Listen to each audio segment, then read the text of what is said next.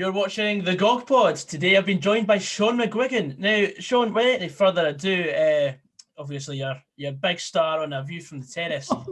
No, I'm not. Tell us about yourself.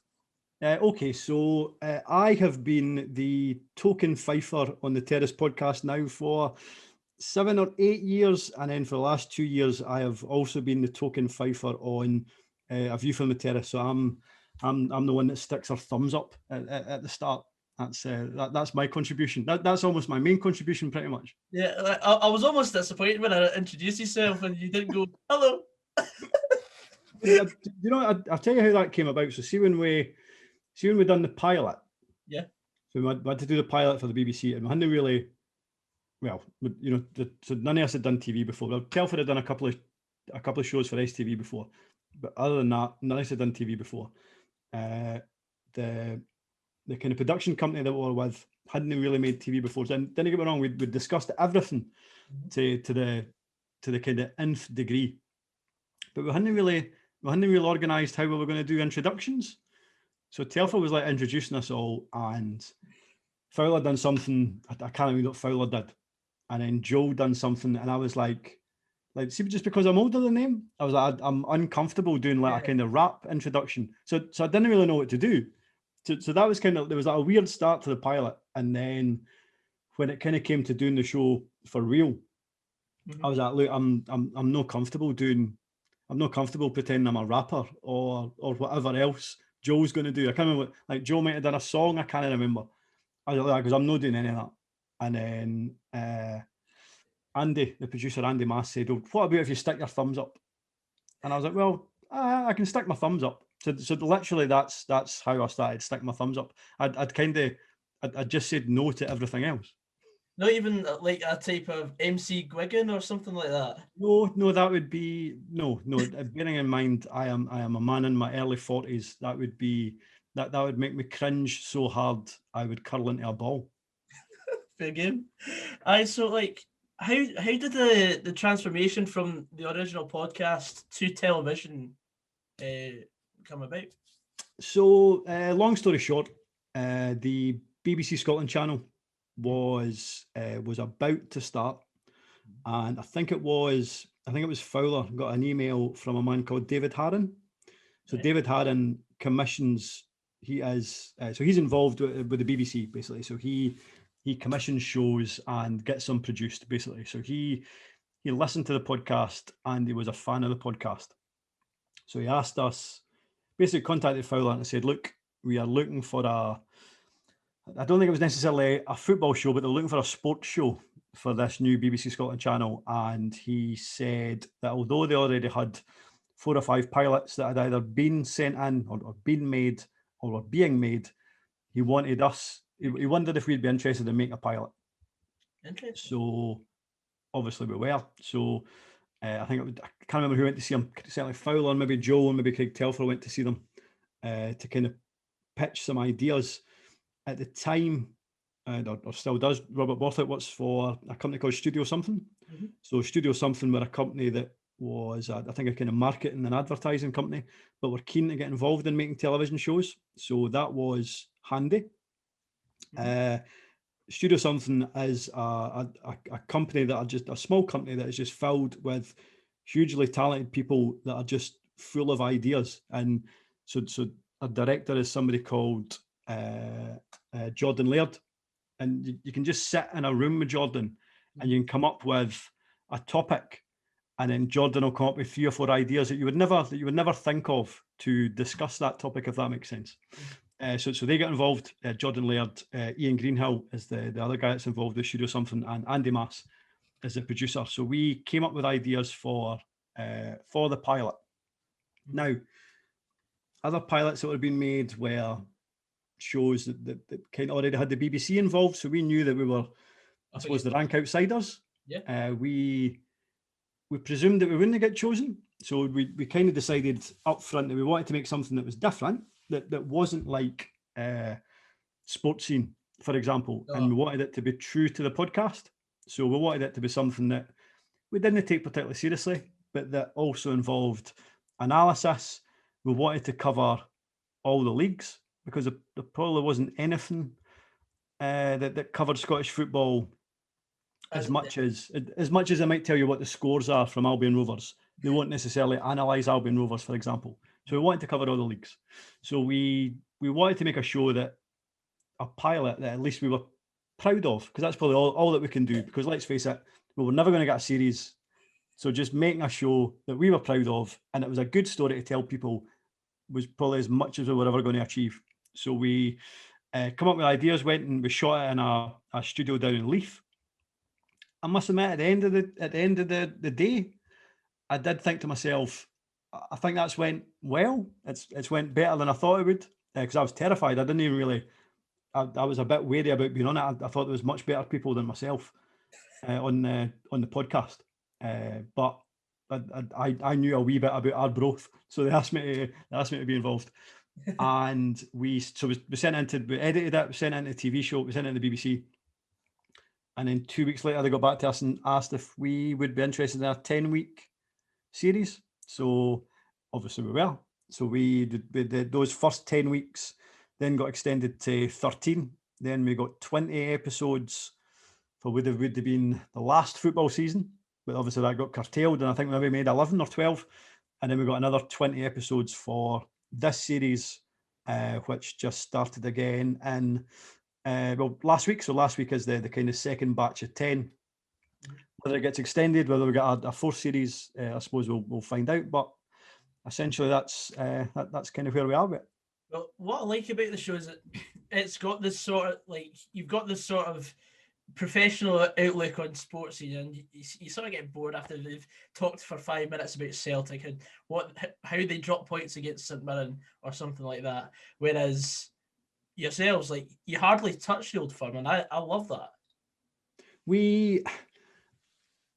It's not that we don't touch them. You're right to a degree, but I think we try and regard them with the same amount. We try and give them the same amount of coverage as we would give anybody else in the SPFL. So we would only talk about Celtic or Rangers if we think there's something that we could discuss or something that we can bring to the conversation that hasn't already been discussed. Because bearing in mind, so let's say we're talking about Celtic St Mirren, for example. Yeah. So Celtic lost to St Mirren last week. Mm-hmm. Anyway, we're not going to be on until it's 6 days after Celtic have lost. So everything's already been discussed. So unless we can bring something different to that conversation, there's no point in talking about Celtic St Mirren. There's no point in talking about Morelos' stamp, because everybody's talked about it all week. So unless we can bring something new to that conversation, there's not really any point. But we'll probably have to talk about them more because we're now down to 20 teams. But we try and we involve them in the conversation when we think it's relevant. We don't do it because we think we need to. Yeah, it's great because you give them the same coverage as you would say Stranmar, which is totally. It's funny you mentioned Stranmar. We right at the start of the first series. So myself, Fowler, and Joel used to get the same training on a Wednesday morning, and I think we'd maybe spoken about Stranmar maybe 3 weeks and maybe 3 of the first 5 episodes, something like that, or maybe twice in 3 weeks. So I would certainly mention them a few times. And the ticket inspectors walked along, and he said, he goes, I recognise you boys. And we're like, all right. He goes, I'm a Stranmar fan. He goes, all right. Like, how do you think this season's been going or whatever? He goes, you know something? He goes, you've spoken about Stranmar more in the last 4 weeks than we've ever been on in the last 20 years. He goes, I love it. He goes, so keep it up. Although now that I think about it, I don't know if we've spoken about Stranmar since. So hopefully he's forgiven us. I must say, Stranmar's one of the greatest away days that I've actually been on. I mean, the fact I live in Cooper, so I'm beyond you because you're Kirkcaldy, aren't you? Yeah, I'm Kirkcaldy. Yeah, so I'm beyond you in terms of the train from Fife all the way across to Stranmar. So a couple of seasons ago, we drew 1 each with them and lost in penalties in the Betfred Cup. I always get reminded about that whenever I speak to someone that supports a local team for some bizarre reason. And it's just I always remember the train journey there. I had to take 3 different trains. It was absolutely fantastic. And it's always a good train journey down. But You have to win, otherwise it's a killer on the way back. But the very first time I made the journey down to Stranmar, I got the supporters bus down, and so I'd been lashing rain for about a week, and I was like, right, well, I really hope they have an early pitch inspection. So the pitch inspection at 9:30, was right, that's fine. Got the supporters bus down. It was fair when we got there, fine. Arrived in the stadium maybe about 20 to 3, and it was lashing, absolutely lashing. And by kick-off, there was puddles starting to develop on the pitch. I was like, well, that's an issue. Raith took the lead after about 5 minutes. Stranmar equalised after 35 minutes, and then the referee just abandoned the game. So I think it was 3.5 hours on the bus, and then I got 35 minutes of football, and then another 3.5 hours. Another 3.5 hours back up the road on the bus. Did you make it to the rearranged game? I didn't go to the rearranged game. I think I'm sure they played that like a Tuesday night. I'm like, right, I'm not that desperate to go. I have been since, so I have watched a full 90 minutes at Stranmar since. Oh, fair game. So back to the show. How do you research your points? Because I think you're one of the more concise people on the show. In terms of how we research it, so basically, on a Friday, we're basically given the categories. So the categories, so whether it's Frankenballer or I'm trying to think of, or small time behaviour, something like that. Yeah. So right away on a Friday afternoon, we're like, right, so your mind's already thinking, right, what potentially could I be talking about? And then obviously when the games go ahead on the Saturday night, I then start to think about specific topics within those categories. Mm-hmm. I normally start to fill in the document on a Sunday, and they want a kind of headline, I suppose, and then notes underneath. And generally, they'll probably want one or two ideas. So for each category, I might have 2 suggestions. Mm. We then have a meeting on a Monday night. So that might take me a couple of hours on a Sunday. Then on a Monday night, we have a production meeting. So we go through each category, decide what we want to talk about. And then on a Monday night, and then Tuesday morning before I start my work, because obviously we all work full time as well. Yeah. So basically Monday night, I'll start to write up my notes about whatever player I've picked on Dylan Tate. I might want to talk about him. Yeah. So I might write up my notes for Dylan Tate on Frankenballer. I'll try and get everything done before I start my work on a Tuesday, because then on a Tuesday night, I want to just read over what I've done, and then I want to read over what everybody else wants to talk about, so that I can maybe start to ask questions or think of questions that I want to ask them. But I mean, all in, minus, so never mind the kind of recording time, which is all day on a Wednesday. That might take me 8 or 9 hours. I mean, it's a reasonably big undertaking in terms of trying to come up with ideas, writing them up, and then the production meeting on a Monday maybe 2 hours on its own. So I maybe 8 or 9 hours in terms of research, and then the recording on the Wednesday. That's fair game. How unbearable is it working with 3 Jambos? Do you know something? I don't really mind. I don't mind Hearts or Hibs. So if Hearts are doing well, I don't really mind. But it was very funny when they were doing poorly. So it was. It wasn't unbearable last season. It was just a good laugh. It was. It really was. Bear in mind for a good portion of last season, they kept saying that Hearts had a squad that was good enough to challenge for Europe, and yet every week they were getting absolutely leathered. So no, it definitely wasn't unbearable last season. Yeah, I know it definitely was. I mean, especially the time that you talked about matchday vloggers, and I must thank you for your glowing report of my reference. Anytime. Freddie Mercury, but I do remember one thing I do remember was Joel Sked just taking the piss out of me on national television. I didn't get me wrong. I haven't watched it back since. But I didn't think it was. I can't remember what he said exactly, but I didn't think he got told in about you. No, it was like you remember better than me, but I didn't think he got told in about you. I seen one a Motherwell fan celebrating a goal against Hearts, and I mean, you've just scored against Hearts, a rubbish Hearts side. You don't really need to go mental and look like you've just won an Oscar.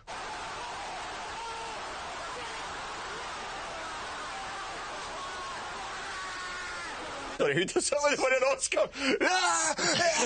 He said it was cringe, so I was like, well, that's my YouTube title, because I did a response video to it. And I was like, right, a view from Gogsy. And I just basically did a response to it, and I just find it funny. Because like, how did you feel about that? Just the interest. How did you feel about that when you watched it? Like, I've been on Sportscene. I've been on TV quite a few times through my exploits on the internet, and you know, I always get a good feeling like the fact I make some airtime on TV, because like one of the things I want to do when I'm older is hopefully break into football media, because I'm not good enough to play on the pitch. But it was just like I wasn't watching it that night, because that day that Motherwell beat Hearts 3-2 was my last day in Scotland before I moved down south to uni, at Uni of Sunderland. So I was just sitting having a few drinks in the student gaff, and then my phone blew up, and it was just like all these people were like, "Why are you on Sportscene? Not Sportscene, sorry, A View from the Terrace. Why are you on BBC?" And it was just mental. And then I watched it back, and like, I couldn't believe it. I messaged my mate Aaron, who was also on it, because he's a Hearts vlogger, and I was like, "What's going on here?"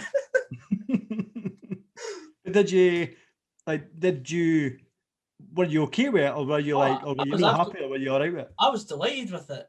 I was like, no publicity is bad publicity. I mean, I've had videos that have gone semi-viral across Scottish football, like when that time that I cried at Ibrox when we got beat by them 2-1, and even the Sun did an article on me that time. I mean, it was nowhere near as slanderous, but I did enjoy the segment, and I think that's my favourite part, just because I've been in it. But what would you say is your favourite segment? What is my favourite segment? I think it's quite an obvious one, but I think it was the first of me realising that kind of what the show was capable of. So I think when they went up to Eriskay, and they filmed the pitch up in Eriskay, and it was so everybody that they interviewed was I thought excellent. But everybody was very funny, but it was the shot. There's a scene where there's horses, like wild horses, running by the park, and they're just kind of so the camera's kind of focusing on an attack, and then there's these three kind of wild horses just running by in the background. It's like this. Like that, it would be too bold a statement to say it's the most beautifully shot game of football of all time. But if there's been a more beautifully shot game of football, then I would love to see it, because I thought it was brilliant. Yeah, I mean, back in my time in Sunderland, one of my lecturers in my second semester, he's Scottish, and we were doing like sports reports and all that, and he showed that VT. Oh, really? Yeah, as an example of, right, this is what I want you to do for your piece. And I was like, wow, we've actually, like, Scottish media has actually broken into England. So I thought it was great in that part. But yeah, some of the VTs that they've done on A View from the Terrace, I've really enjoyed watching. And in terms of, I suppose in terms of studio pieces, probably the ones where we have a guest on. I think without fail, whoever guest we've had on has just kind of elevated it.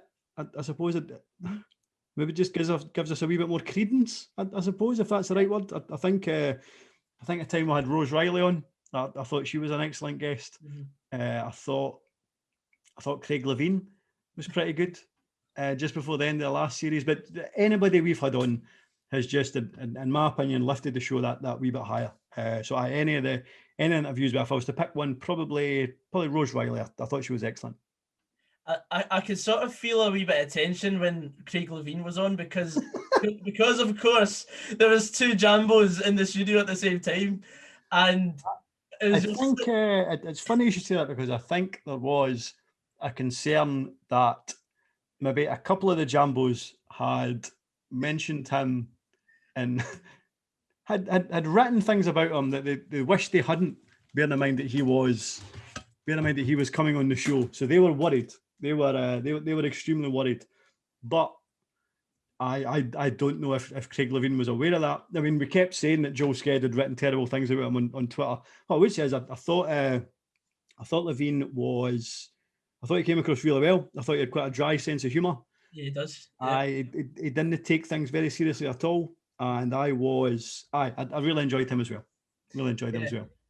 How many parts of, like, see when you have like the debates, like how many parts that Joel Sked brings up is cut out? What do you mean? As in, like, because like me and my mum, we sit and watch it, and sometimes we actually count how many times Joel Sked's actually counted on camera, because sometimes he's just not included at all, and it's just back and forth between you and Fowler, or back and forth between you and Telfar, and then Joel Sked's just sitting like.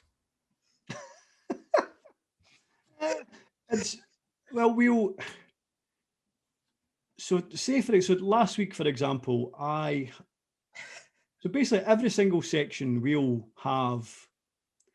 all bring topics, right?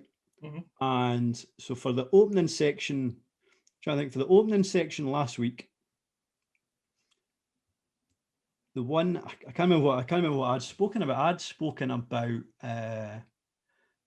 about if lower league clubs come back soon, they might have to revert to an 18-game season.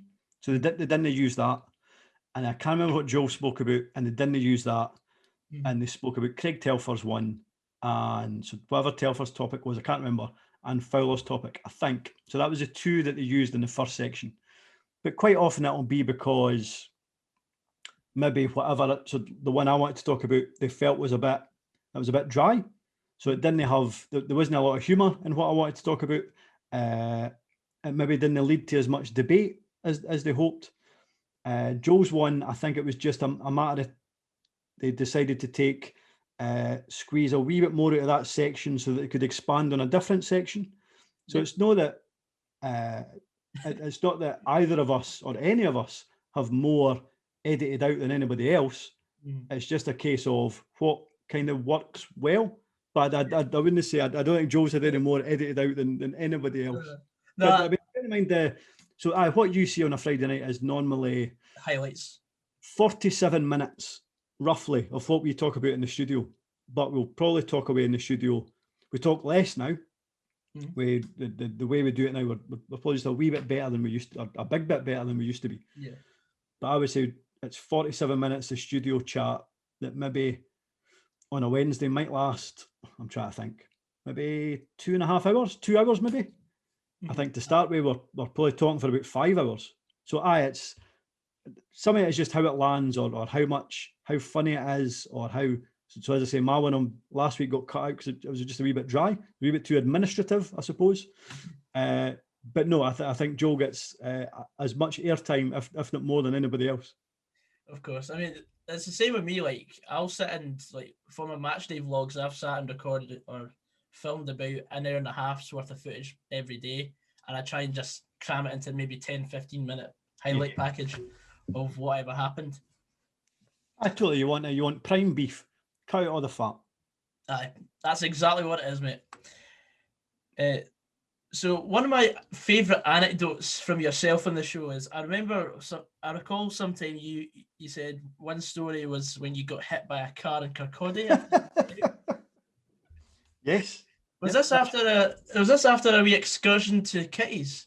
Yes. Yeah. Kirkcaldy's premier night spot after Jackie O's called it a day. Yeah, I used to love Kitty's. So Kitty's, if you're not aware of it, it used to be it's basically an Irish pub rather than a nightclub, and it used to have live music every week. Like no Irish music. Sometimes it would be an Irish band. Generally, it was just like maybe an indie band or whatever, and it was open till 12 or 1 or whatever. And then for whatever reason, they decided to go down, rather than be an Irish bar, it just became a kind of generic nightclub. And at that point, the magic was lost. and it's now not open anymore. Yeah. Half of it closed down to become a lap dancing establishment called Sin. That's not open anymore either. I've never been in Sin. I don't know whether it was good or not. I would imagine if it was a lap dancing establishment in Kirkcaldy, it wasn't very good. But basically, the best places in Kirkcaldy were Kitty's and Jackie O's, and unfortunately, neither are with us anymore. I did go to Sticks a couple of times. Sticks was okay. Yeah. No, Sticks is still open. It's just up the road, literally about 200 yards for myself. Aye, because the only time I went to Kitty's, it was after it was my first year at college, and we had a night out at Sticks, and then me and my mate Fraser, we went to Kitty's, and the one bad thing I remember about it was after it, we were sat in the taxi queue waiting for about an hour, and we bumped into Nathan Austin. Well, of course you did. Of course, yeah, of course we did. I say that as if it's a surprise. And then it was 60 quid back to Cooper in the taxi. It was awful. I used to work in Cooper, so I'm well aware how expensive. I was a manager in Tesco's in Cooper for years. Right. So what was the name of the nightclub in Cooper? Jordan's. Yeah, Jordan's. I've been a couple. Yeah. Jordancing. Yeah, you could say that. Jordan's is not open anymore, is it? It's now an ex-Jordan's, thankfully. I was only in about 4 times. I don't know if I enjoyed any of those 4 occasions, but it was different. It was different. Are we changed for Kirkcaldy? Sure was. I mean, it was a lot more empty as well. Yes, it was certainly emptier. So, of course, moving on. So, yourself being a Rovers fan, how would you summarise your team's performance this season? Well, you're asking me 24 hours after we got absolutely bodied by Dunfermline Athletic. So, at this moment in time, I think the season's going abysmally. However, I'm so sorry for that. That's okay. If you give me another 24 hours or so to recuperate, I will say it's going surprisingly well. So. Yeah. I looked at the nature of the squad that had come up, and I thought I looked at what other teams had done before the start in terms of recruitment and who had left, and I thought we had a better squad than Arbroath and Alloa. And I thought we had a better squad than Queen of the South, which I thought I do think we'll finish above them, and that would keep us out of trouble. And then above that, I didn't think Inverness had got better. I thought they'd regressed over the summer. I didn't think Montrose had done particularly good business. So suddenly you're thinking, right, well, if we can finish above these teams, and suddenly we're there or thereabouts for the playoffs. But I did appreciate I was probably taking it for a glass half full perspective. I think we've recruited particularly well in the forward areas. I think defensively, we maybe could have recruited more defenders and maybe 1 or 2 fewer attackers, judging by last night's performance. And that might hold us back. But you know something, we're third. We've got games in hand over the teams around us. We've got a wee cushion over the teams that are 5th and 6th. If you'd said that's where we would be at the start of February, I would have been absolutely delighted. So we've just been humped by Dunfermline, hardly the end of the world, and I'm very impressed. Yeah, I mean, I was actually speaking to someone who's a Barnet fan who had Manny Duku recently before he signed for Hughes, and he was like, "Oh, he's a great player. He'll do well in the Championship." So I was like, "Oh, right, okay." Because we like to do a wee bit of spot research. Like we don't just sit and watch 90 minutes of football and just talk absolute guff like a lot of people think we do. But we like to put in a wee bit of research every day. Duku was one of those players where Inverness used to do it all the time, where they would sign somebody from, I don't know, the 5th or 6th tier English football, and you think, right, well, this could go one of 2 ways here. Duku's been really, really impressive. I think he's actually been carrying an injury for the bulk of the season. And the first couple of games I watched him, I wasn't entirely sure about him. He seemed quite raw.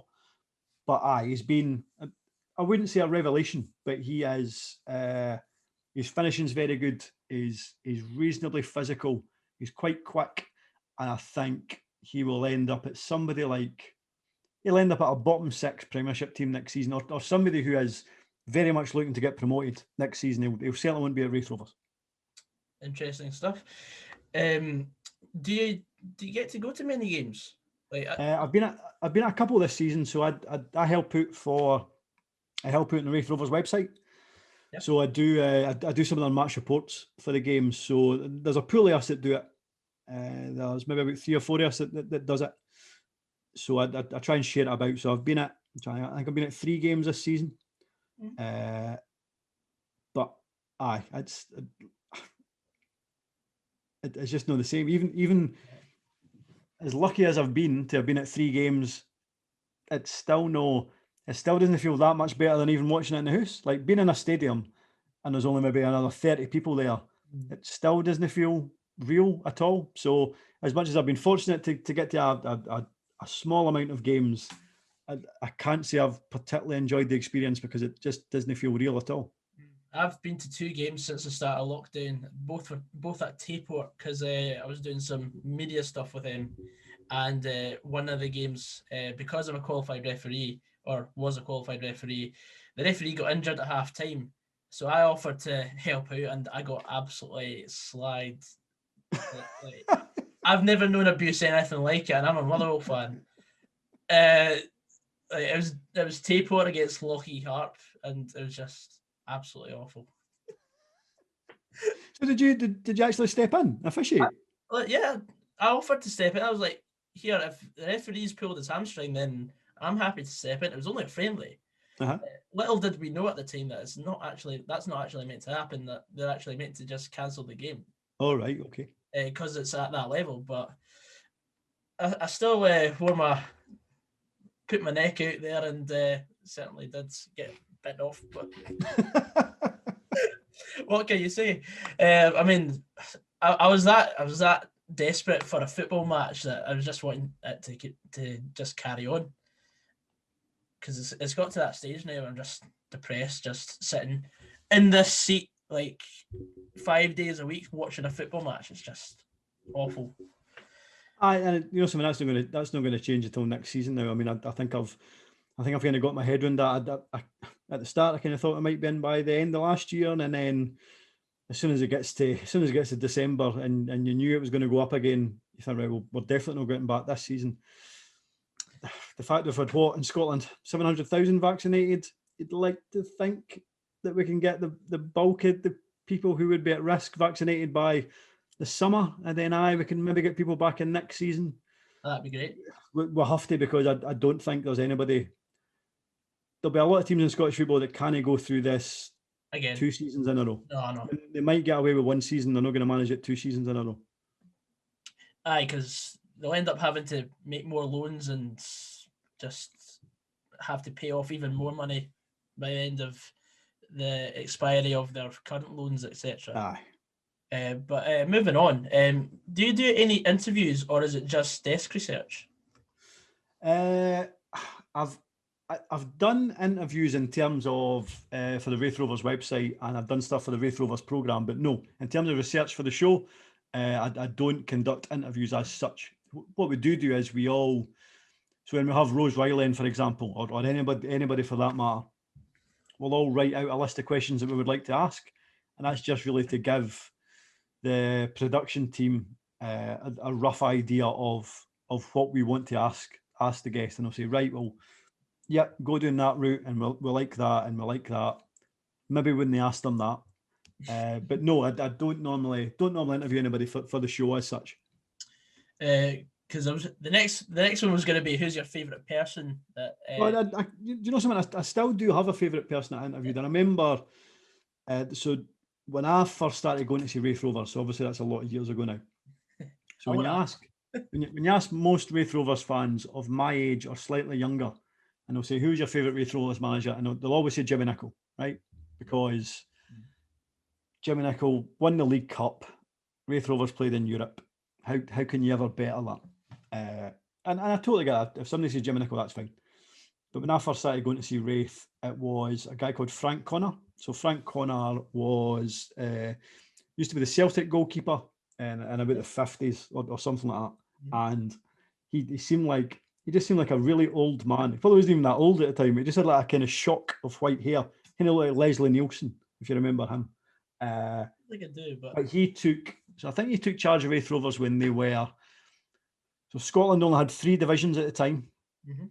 and Raith Rovers were third bottom of the bottom tier, and we're only getting attendances of, it was in the hundreds rather than 1,500 or 2,000 or whatever. So it might have been the lowest ebb, might have been the lowest ever ebb. I started going to see them when I was 7 or 8, and it might have been Frank Connor's second season. And I remember my first season, we were on grandstand because we were the last unbeaten team in Britain. So I just presume going to watch football was like this every week. Just your team never ever lost.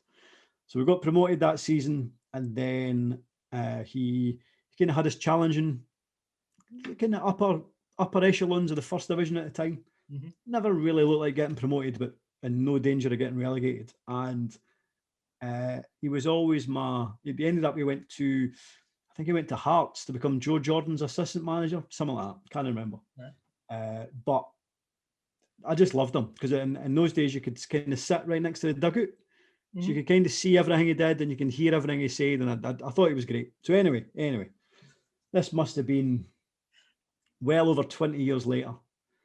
I used to write stuff for the Rovers programme, and we were playing Celtic in the Scottish Cup. Mm-hmm. And the Rovers had got in contact with me and said, listen, would you be interested in interviewing Frank Connor? I goes, no bother at all. Now Frank was, he would have been elderly at the time. He would have been, I think it might have been his early 80s, maybe.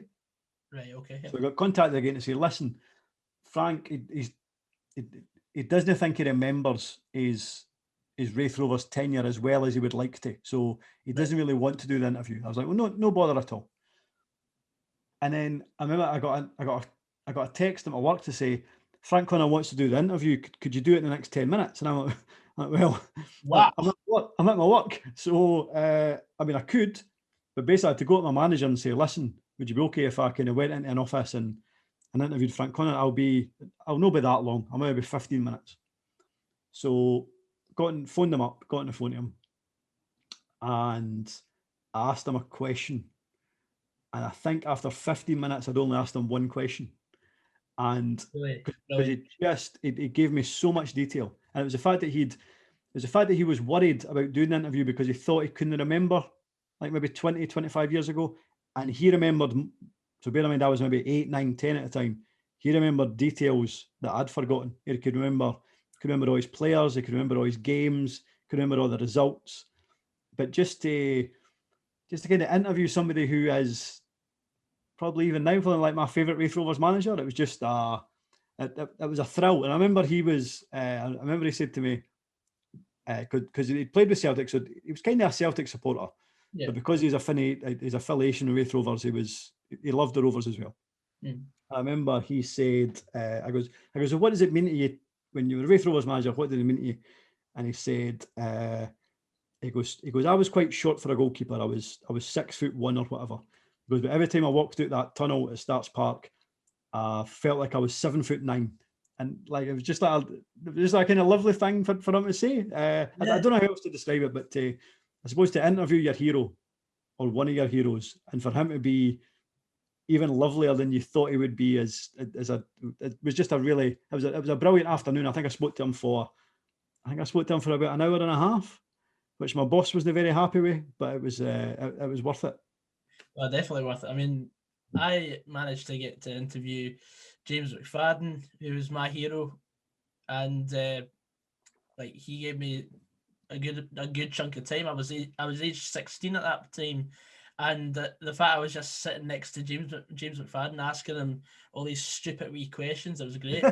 But also more recently, I would say Scott McDonald. He's out in Australia at the moment. He gave me 3 hours. We just chatted everything Motherwell, and basically talked about his whole career, and he never stopped talking as well.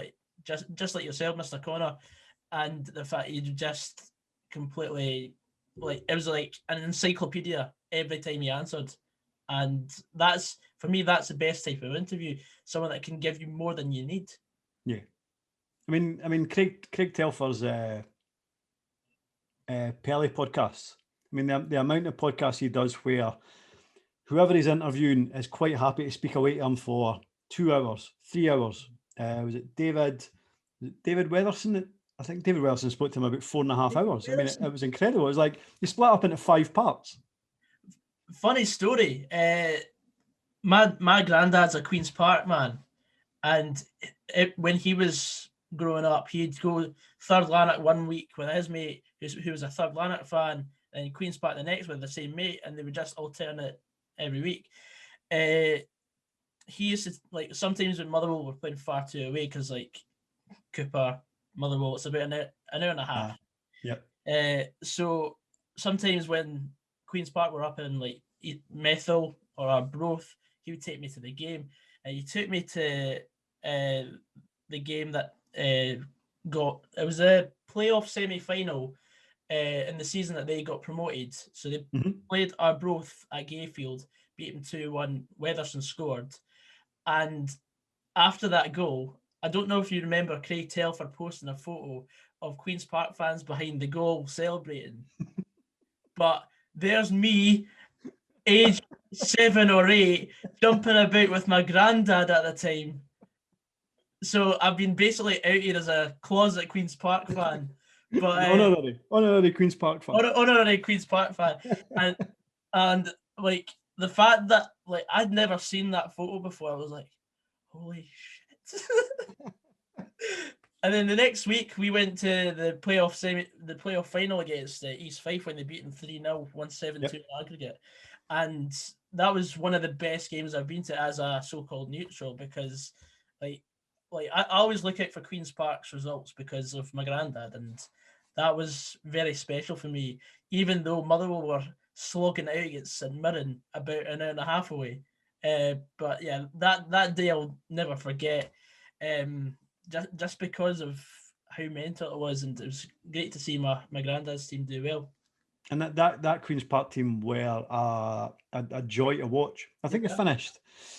They've got it in my I've got it in my head. They finished 4th that season. Which, bear in mind how. What was that? I thought it was 3rd.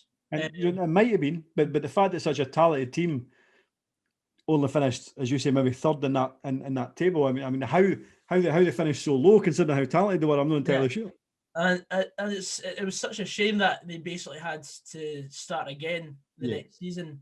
Which is kind of, I mean, they won't need to do that anymore, but that's always what Queen's Park have done. If they end up with a talented squad of players as an amateur side, they're always going to get kind of picked off, and then you have to start. The cycle begins again. I mean, I've done that in Football Manager many times. It's just a nightmare, isn't it? It's impossible. I've done it once, never again. Never again. Absolutely. I started off in San Marino, and like an Italian Serie D side would just pick up all my best players. Anyway, moving on. If there was a rule in football, what would you change? If there was a rule you could change in football, what would it be? If there was a rule I could change in football, I'll tell you what I hope we never bring in, if that counts. I hope Scotland never brings in VAR, because I think it's shit, and I think it makes. I don't pay that much attention to English football in general. I might have it in the background. I certainly watch it. I certainly watch it less than I used to. Yeah. But it's obviously it's involved in European football, and my only experience of it was the Women's World Cup. So in terms of me attending a game that's had VAR, I went to Scotland, England, and then so that was in Nice, and then we went to Scotland, Japan, and Rennes. And in the Scotland England game, so England ended up getting a penalty, but the penalty kind of got awarded maybe like 60 seconds after the handball, and you'd no idea. So you knew play had been stopped. So you presumed something was getting monitored. Yeah. You presumed it was probably, should there have been a penalty? Then England got the penalty. So you're like, well, that's rubbish, because you'd be kind of hanging about wondering what the hold-up is. And then the result of this hold-up is that England's got a penalty. And then England scored the second goal. Then Scotland scored to get back into the game. And then you're celebrating, but then there's a wee bit at the back of your head saying, is it going to be... well, am I allowed to celebrate, or is this goal like because somebody's now checking this goal somewhere to see if it should be allowed, and it's just I don't know. It's just it's something that kind of rips the spontaneity of football to a degree, I suppose. And the fact that Scotland doesn't have any money in its football might mean that we don't take to it very soon. I mean, we'll certainly never have it in the lower leagues. Oh, definitely. But I hope we don't see it in the Premiership either, because it makes football worse. So why you would want to bring it in, I don't know. So if I could have one, if I'm allowed one thing, is it would never bring in VAR, because it's shite. Because I mean, what they did in the 2018 World Cup, I was a massive fan of. But now you're seeing, like, the Southampton game the other night, there is basically it's fingertips offside, and you can't even play the ball with your hand. So what's the point? And I think I presume they'll have to have a look at that, because as it stands at the moment, it's just silly. As you say, that you can be offside for a portion of your body that you can't play the ball with or can't score a goal with. It's quite nonsensical, and it doesn't make the game any more fun. It makes it less fun. Which, I mean, to be fair, we're kind of in this position because analysers on a Saturday night on Match of the Day or Sports, or whatever, they used to spend as much time analysing the referees as they did the players or the tactics. Yeah. And I suppose referees were essentially painted into a corner, because most Saturdays if I was a referee and I was in a kind of referees union, I'd be really annoyed that every Saturday I was essentially being told that I wasn't any good. Mm-hmm. So they're probably painted into a corner to a point where they went, well, let's bring in this technology to help. But now the same people that used to blame referees for penalties or results are just slamming VAR. Are now slagging off VAR. So it's like, well, you can't have everything. No, you and that's it. My opinion is that on a Saturday, whether it's Match of the Day or Sports Scene or whatever, they just shouldn't talk about the referee. Or if they want to talk about the referee, fine. But you shouldn't be spending as much time talking about the referee as you do about a manager's tactics or about a player's performance. Because, absolutely, and maybe I'm in the minority, but I think I've only ever left one RAITH Rovers game and thought to myself, we didn't win today because of the referee. I've generally left a game and thought, we haven't won today because the other team was better or because we weren't good enough. Like, the games aren't decided by referees. No. They're decided by managers and players. You're right.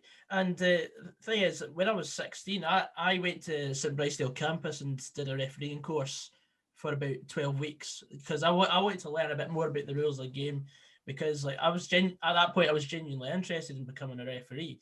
But then I thought, well, I want to do this and I want to do that, but I'll end up, because I'll be under the referee blanket, I won't be able to do such as football punditry, because that's something I'm genuinely passionate about. And if I'm going to be called a wanker, I don't want to be called a wanker for being a referee. I want to be called a wanker for being an actual wanker. Now we're moving on to Scotland qualifying. Yes.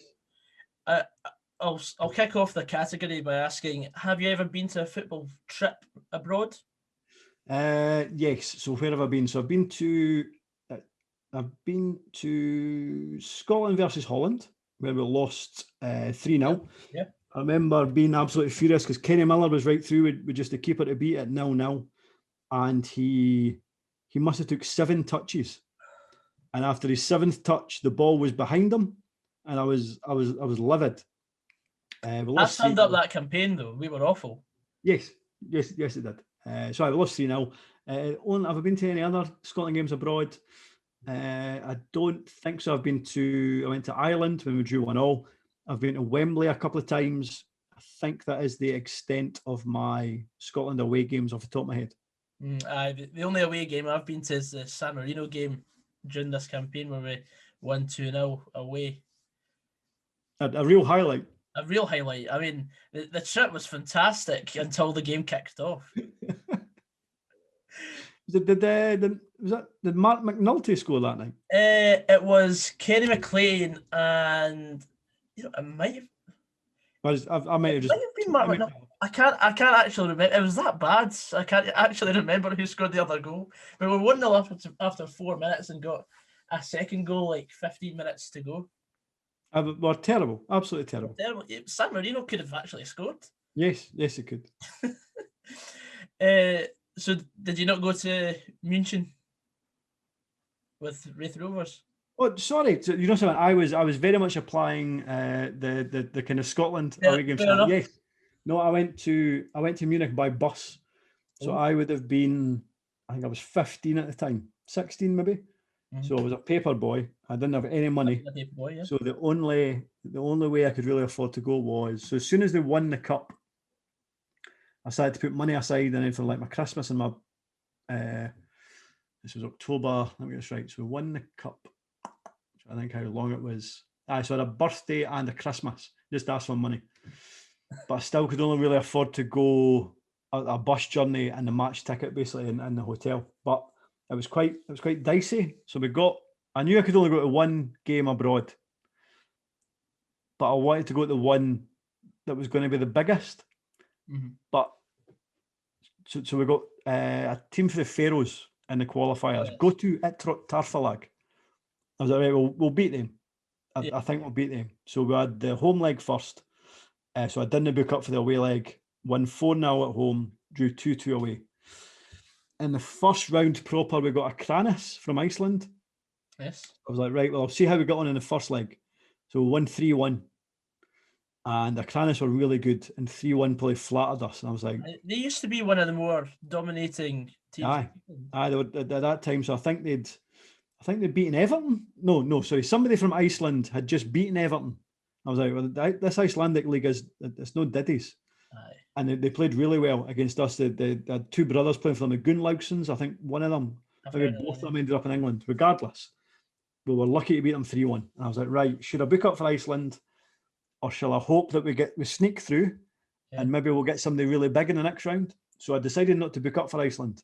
Mm-hmm. And I remember we played them. The second leg, I think, was in the afternoon for some reason. And I remember maybe early evening. So it was on the radio, so I switched on and listened to it on the radio, and they were all over us. And Jimmy Nicholl had played a back six. He played a back four with two sweepers. So we played a back six that night. Never played it before, and we never touched the ball. It was like shooting in. So they took the lead. I think it was early in the second half. I switched the radio off. I goes, right, we're going to lose this 2 or 3-0. Going to lose on aggregate.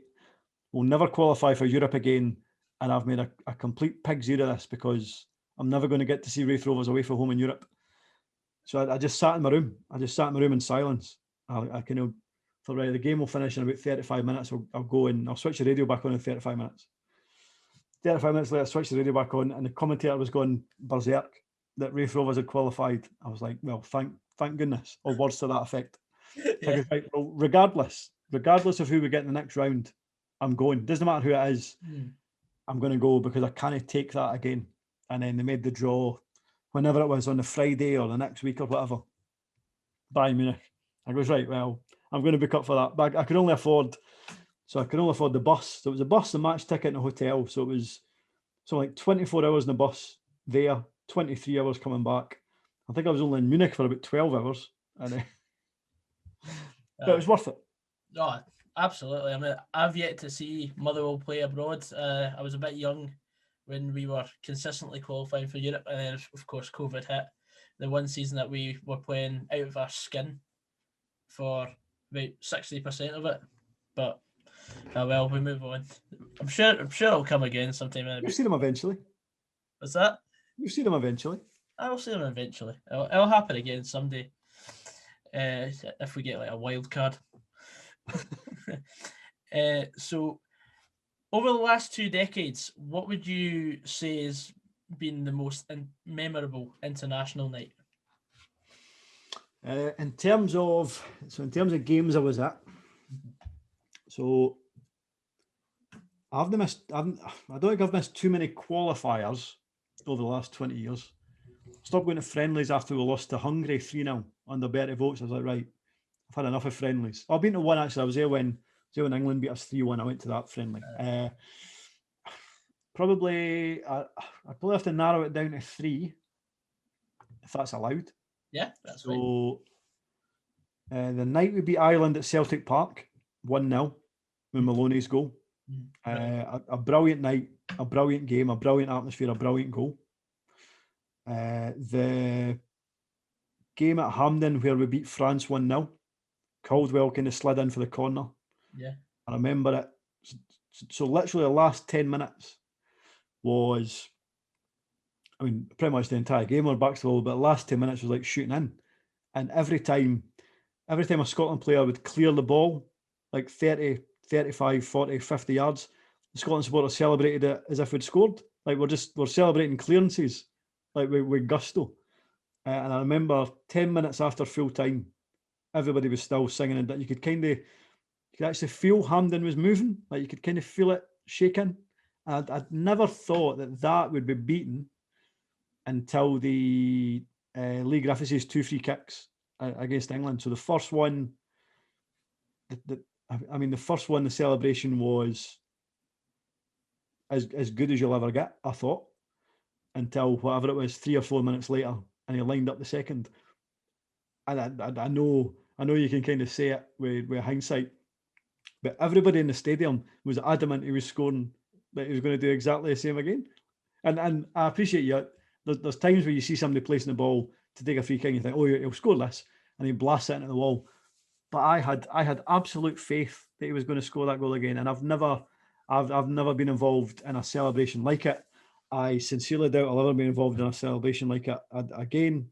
But again, you could feel the actual venue move and shake and vibrate, and it's just brilliant. And as much as I love going to see the Rovers, do I get that feeling when we go 2-0 up against Morton and there's 2,000 people there?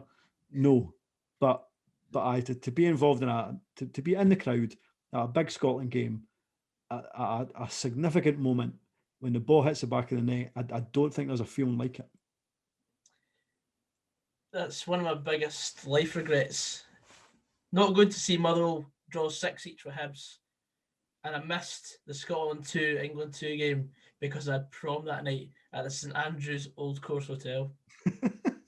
Well, you know something, I'm sure you had a lovely night. I did until Harry Kane scored.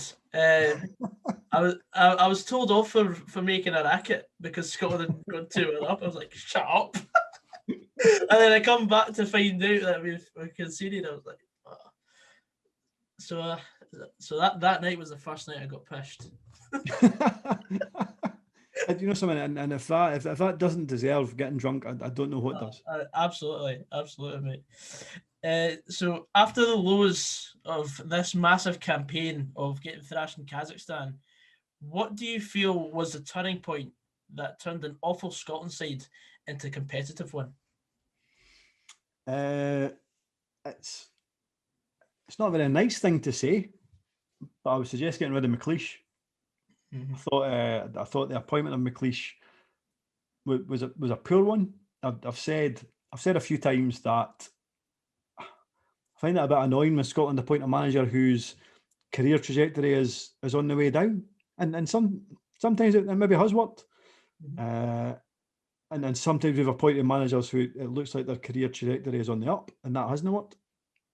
But Alex McLeish had done nothing of note from a managerial point of view for some time. Maybe, I don't know, maybe winning the League Cup with Birmingham, maybe. But then he also got them relegated, or he was also in charge when they got relegated, or had a big hand in them getting relegated. So that's a kind of that League Cup success wasn't all good, I suppose. And you just knew it wasn't going to go particularly well. And I think if we hadn't had him in charge, then that result in Kazakhstan would never have happened. And is Alex McLeish ever going to be a manager again? I suspect not. And yet the fact that he was a Scotland manager 2 or 3 years ago almost feels quite wild now, actually. Yeah. So I think removing McLeish and appointing Clark was a catalyst. And if we hadn't done that, we wouldn't be there now. So do you think is Steve Clark the best man for the job, or is there anyone out there that could potentially replicate 10 years down the line a similar type of team? I think we should sack Clark now and bring in Martindale, and he would lead us to the he wouldn't just get us to the next round. We'd be lifting the title. It'd be like Greece in 2000 or whatever year they won it. No, you know something. I really like Steve Clarke. I think to a degree he's rode his luck. Mm-hmm. I think if we'd lost to Israel on penalties, which, let's face it, penalties to a degree are a toss of a coin. If we'd lost on penalties that night, there would have been a massive clamour for him to get his jotters, and it might have happened. I don't know, but I think the 2 games following the Serbia match were disappointing, because I think if we'd won one or both, we might have been a second seed for the next round of qualifiers. So that was disappointing. I think to a degree there's been question marks over some of what he's done, but I do think he's the right man for the job. Listen, you can't really question what he's done. I mean, we haven't qualified for anything for goodness in 20 odd years, and he's led us there. And I think there would have been umpteen managers that wouldn't have managed that. So no, as much as there's been points where I'm like, I don't know where we're going here. No, I am very much in the loving Steve Clarke camp. As am I. Where were you the moment Mitrovic had his penalty saved? So, obviously, we normally do the show on a Wednesday. But we were aware that obviously that game was on a Thursday night. So, all right, so how are we going to do this? Because we can't have a Friday night show about Scottish football that doesn't talk about the playoff on a Thursday. So what we did was we split the shoot up. So we filmed about 80% of the show on the Wednesday. Then we all went into work on the Thursday, done a shift, then travelled into the studio, and then we watched the game and kind of socially distanced, watched the game on the Thursday night, and then we just basically filmed the very first section. So the very first section of the show, we spoke for 20 minutes about the Scotland game, and then they used 10 minutes of it. So it was great, because I suppose if we hadn't had the show, I would have been watching it. I would have been watching it in the house myself or whatever. But I was fortunate enough to be watching it with Telfer and Fowler and Joel. Robert wasn't there because he's not in the first bit, so Robert was there. So it was the 4 of us, plus Jordan, the director, and Andy, and the kind of studio guys, the camera guys. So there was a few of us kind of watching it socially distancedly, but it was good. It was brilliant. Scotland winning was obviously the most important thing. But see, to be able to watch a game of football, and even though there's like maybe only 6 of us or whatever, see, to be able to watch an important game with your pals and to be able to discuss it and kind of dissect it and celebrate and then commiserate and then celebrate again with your pals around about you. Like for 2 hours, it kind of felt like everything was back to normal, and that was brilliant. A brilliant night. It sure was, and I mean, we had a show, and like we peaked at, it was some of our best. It was like one of our best viewed shows, and the clip of us celebrating us winning the penalty shootout was actually picked up by a Scotland national team YouTube channel, and we were in the same like celebration video as like all the famous Scottish people, including Andy Murray and all that. It was completely mental. Like I think the whole 72 hours after the penalty kick was saved was just a complete whirlwind, and like I didn't know how to deal with it. Like it's brilliant, the fact that Scotland haven't qualified for anything in a social media age, if that makes sense, I suppose. Yeah. So generally, since we've had social media, Scotland haven't qualified for stuff. So you go on social media, and it's like people being miserable, or people being upset, or people being disappointed, or people being angry, or people demanding change when it comes to the Scottish national team and qualifying campaigns. But for, as you say, for about 72 hours after that, it was just, and like, I know social media can be quite a dark place at times. It can be quite a dismal place, quite a negative place at times. But see, and I try and stay away from that in terms of who I follow and who I kind of look at in terms of social media. But for 72 hours, my timeline, and presumably yours as well, was just a scene of jubilation, Yeah. and it was great. And that's why I probably, and I appreciate I'm totally in the minority here, but I celebrate harder and commiserate more when it comes to Scotland results than I do Raith Rovers results, because Scotland results, everybody in the country is invested in that. So Raith Rovers win or lose or whatever, and obviously I'm interested. Some of my pals are interested. Kirkcaldy's a wee bit interested, but that's it. But a Scotland result can literally lift 5 million people. Even people that aren't that interested in football were invested in Ryan Christie's interview after that game, and that's what the Scotland team can do. So probably why I'm more invested in Scotland than I am in club football. Yeah, it just made it was a change from just saying it's shite being Scottish all over Twitter. It switched, absolutely switched. It was completely different. It was a joy to watch. I actually had on the podcast Luke Shanley, who did the interview with Ryan Christie. Yep, it's a great interview. It was a superb interview, and Luke's great at what he does. But like when you see a footballer wear his heart on his sleeve like Ryan Christie did, that was refreshing. Because absolutely.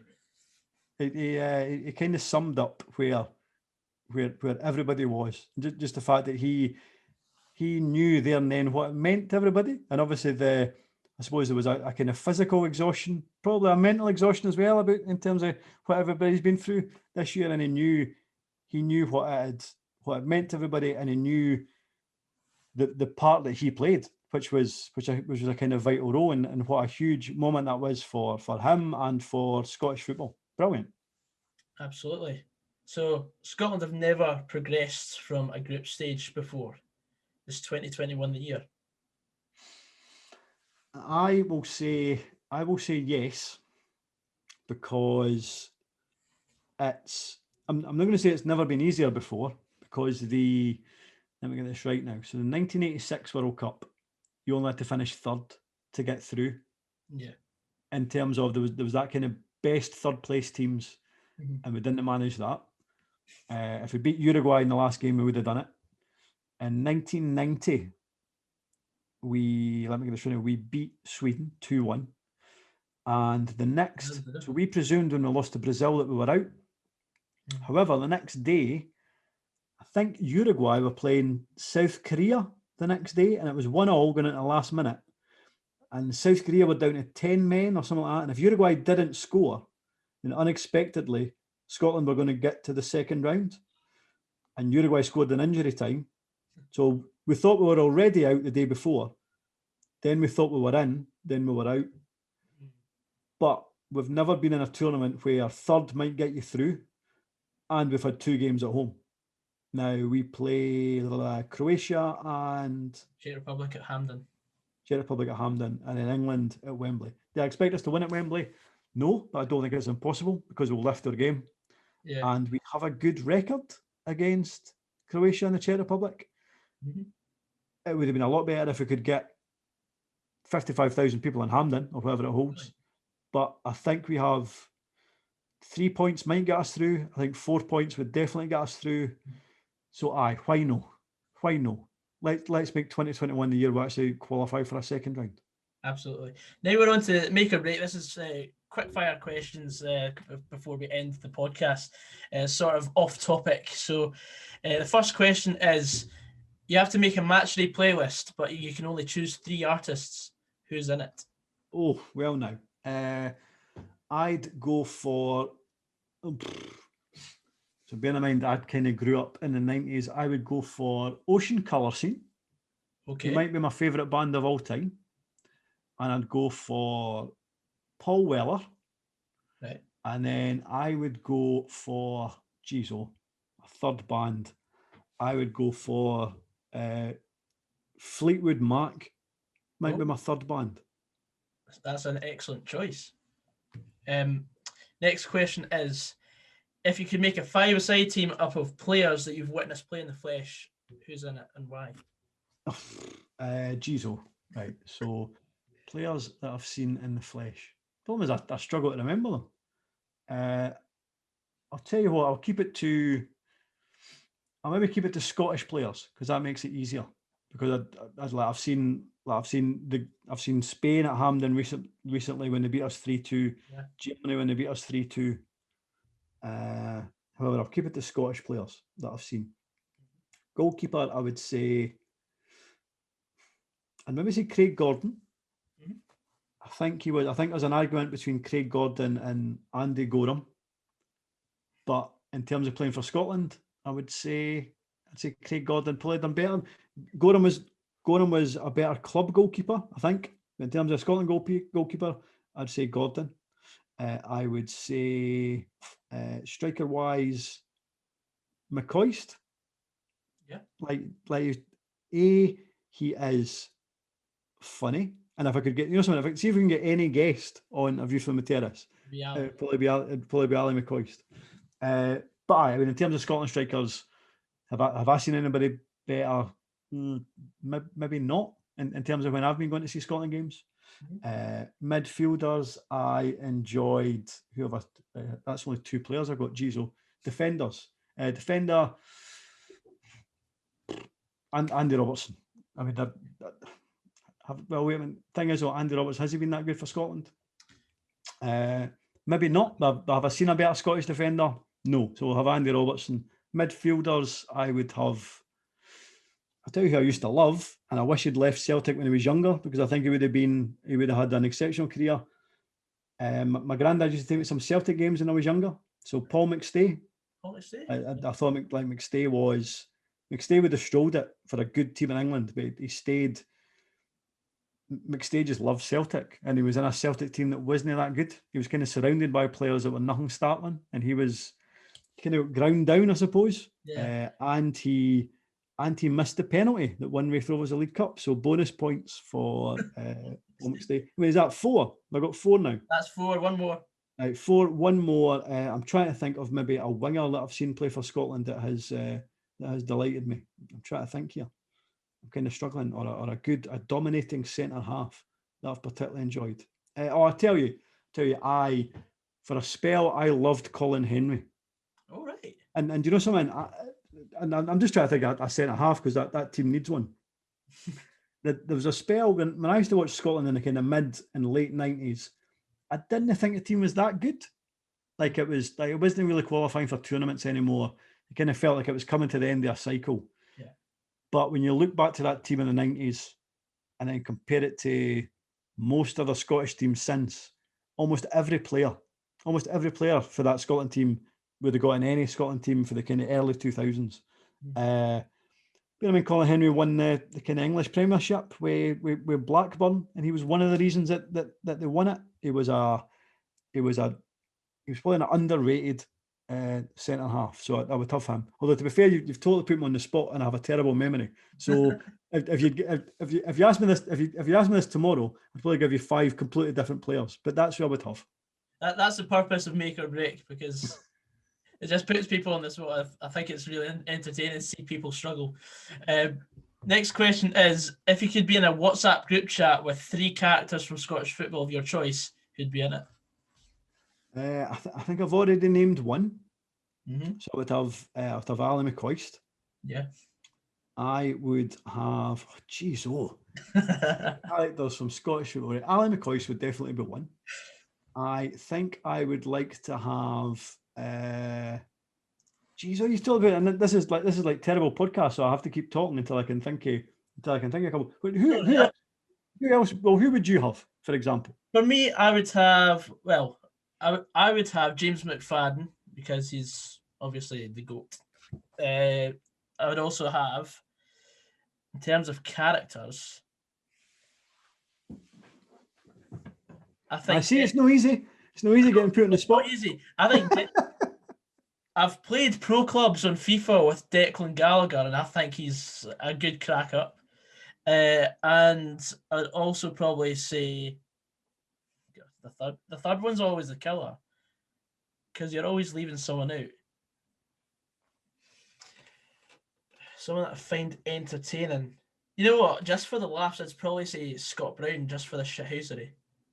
Do you think it'd be full of shithousery on WhatsApp? Probably not. I think Scott Brown would be a bit more cordial. I would. I'll tell you. I would like to have. I'd like to have Stuart Armstrong, Okay, yeah. but only because I would like to ask him where he got his hair cut. So it's Because he nothing has- about his lack of clearance against England. It's just the same. No, you know something. If I am lucky enough to be in a group chat with Stuart Armstrong, I'm not going to go straight to why did you not clear the ball against England? And maybe wait a week or two. And maybe bring it up. He'd leave I'd just like to know. I'd just like to know where he got his hair cut. And then in terms of Scottish football characters, who else? Maybe Chick Young, because he tells such good stories.